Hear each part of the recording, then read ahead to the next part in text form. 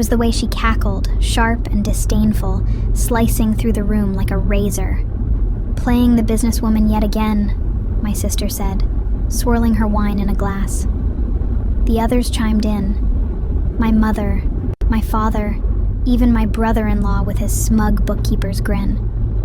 Laughter reverberated across the dining table, ricocheting off the walls of the apartment where I was raised. But not me. I did not laugh. I just observed them.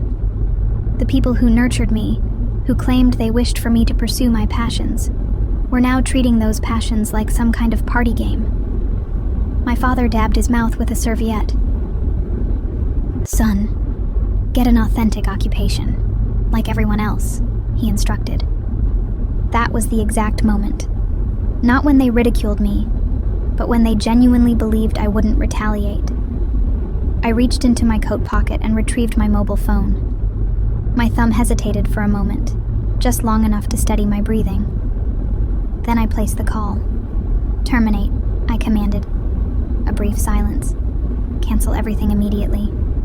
30 minutes later, their laughter vanished one phone ring at a time. They had forgotten who constructed the foundation beneath their mockery.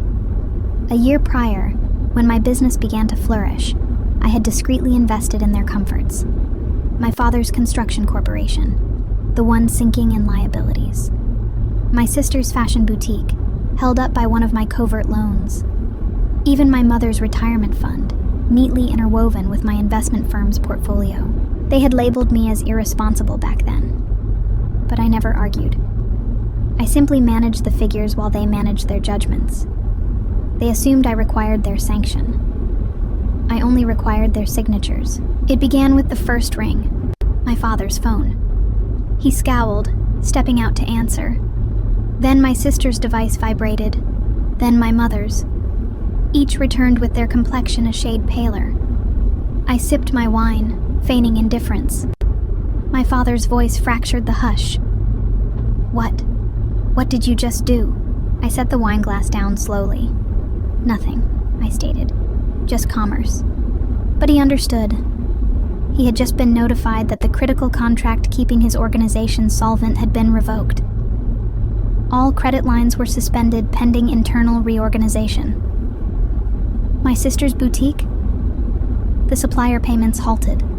The account she used for her rental was locked pending scrutiny. And my mother's guaranteed retirement fund? Under audit and temporarily unavailable. Their laughter had descended into muttering, then panic. I remember the day I truly recognized what they thought of me. It wasn't this evening. It was last Christmas. My father raised a glass to my sister for her prosperous year, never mentioning the significant loan I'd secretly transferred to prevent her establishment from collapsing. When I raised my own glass to my company's fresh funding, my mother offered a polite smile, then inquired if I had finally thought about applying for a stable position. I smiled then too, but internally something broke. It wasn't fury, it was realization. They didn't view me as one of their peers. I was the family's test subject, the daydreamer who never matured. They regarded my success as good luck, my generosity as an obligation.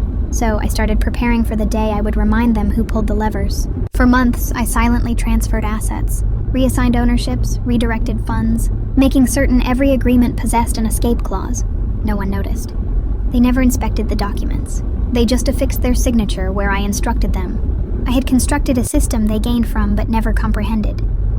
An unawareness in finance is deadly. When this night arrived, their laughter, their mockery, it wasn't shame I felt. It was permission. Now, as my father frantically scrolled through his handset in disbelief, my sister staring vacantly at her frozen application, I finally spoke. "You said I should get a real job," I began. "Regard this as my resignation from all of you." My father slammed the table. "You cannot proceed with this. You will destroy us." I met his gaze. "No," I countered. "You achieved that the minute you overlooked who was sustaining your lives." Silence extended. Only the gentle sound of the refrigerator occupied the space between us. My sister's eye makeup was running. My mother's hands shook. I had waited years to witness that expression, the one that appears when arrogance encounters repercussion. They thought I desired vengeance, but that wasn't it. I sought acknowledgement, to be perceived not as the failure they mocked, but as the designer of their stability. But when people decline to respect what upholds them, you remove the support and allow gravity to take its course. An hour later, I exited that house in New Orleans. The night was chilly, the kind that makes you feel both vibrant and empty. Behind me, the house lights flickered. My father making frantic calls, my sister weeping, my mother pleading with someone on the line to resolve this. But there was nothing to rectify. The system performed flawlessly. I had simply pressed terminate. As I drove away, my mobile buzzed again. Texts, calls, pleas. I disregarded everyone. They had taught me that failure was a disgrace. Tonight, I taught them that underestimation was fatal. And as the city lights blurred in the rain-streaked windshield, I finally smiled.